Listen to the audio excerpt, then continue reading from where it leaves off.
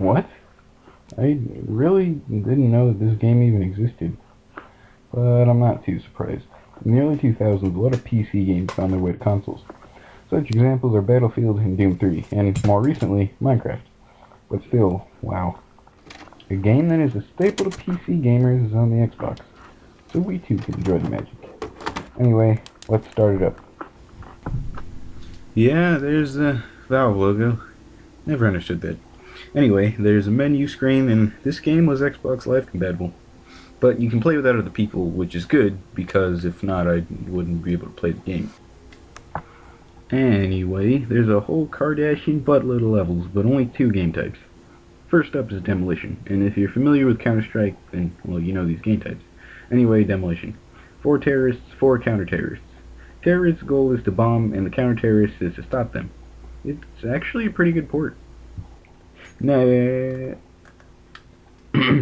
is Hostage Rescue. Terrorists have hostages, counter-terrorists have to save the hostages. This is actually the game type I prefer, but out of all of these levels, there's only 4 hostage rescue levels.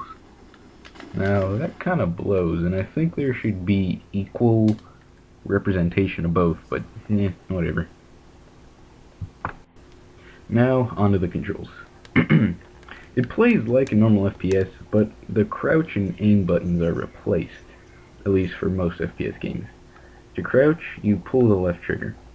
And that's just kind of weird. I mean, nobody would have cared if they copied Medal of Honor or Call of Duty or something. However, this doesn't spoil the game any. And to buy weapons is an interesting aspect.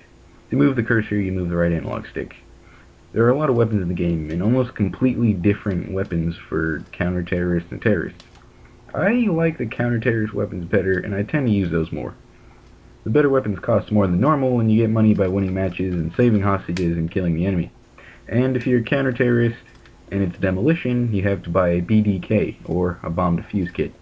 You really have to manage your finances or you'll be stuck with insufficient funds. And nobody wants to be stuck with insufficient funds. But even if you are deep in the black, get it? Because it's a money joke. You can use your pistol, which is surprisingly easy and effective. You also have a knife, but I find it virtually useless since it's close range, and that's really the last thing you want in a game because of the slowdown. But we will go over that right quick. Well, you've heard the good, now let's go over the bad. Because no game is perfect. When you get shot, you slow down, so it can be hard to run if you're reloading. Anytime you get shot at, you just walk slower. Now, I know that I guess that's realistic, but the thing is, no other shooter games have it, and with good reason. If you get shot at, you're pretty much dead.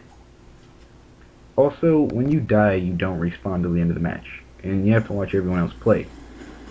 And if you're bad, then the 5-minute games will have you waiting a long time.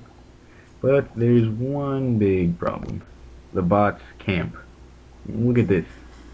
Really, I mean, yeah, they really do act like real players, but why do they need to do that? As for the graphics, they're not bad for the Xbox. They resemble people. And they're not terrible, but they're nothing special.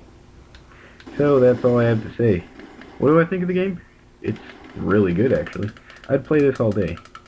There are annoying things, but there's not enough annoying things to make the game any less fun in any way, shape, or form. If I had to grade this game, I'd give it a B+ and pat it on its back.